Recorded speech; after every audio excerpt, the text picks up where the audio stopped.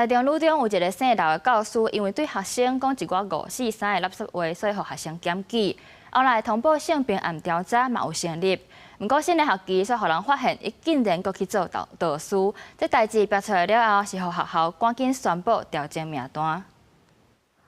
学生照常来学校参加暑期辅导上课，不过网络顶头的讨论区已经变变叫。台中女中一个做客主任的姓刘的老师，进前伫上课时讲色情话，学校收到学生的检举，通报性平专案来处理。不过新学期这个姓刘的老师却接任高一的导师，引起学生议论。学校虽然说已经是调查完毕，但是还是让他回来教的话，而且又让就是不知情的高一学妹 当班导的话，感觉不太恰当。好像有用其他的理由，就说什么学姐他们受不了他的上课高压方式嘛之类的，然后去掩盖他那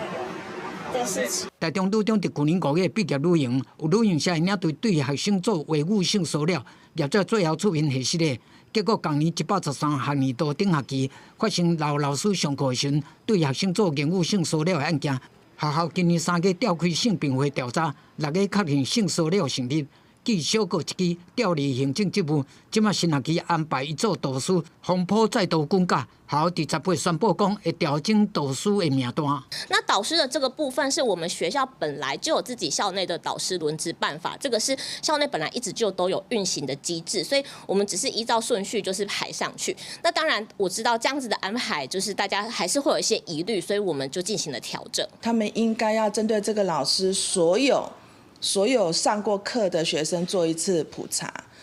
因为台中女中过去也有发生过性猥亵案，他们应该很知道普查的重要性。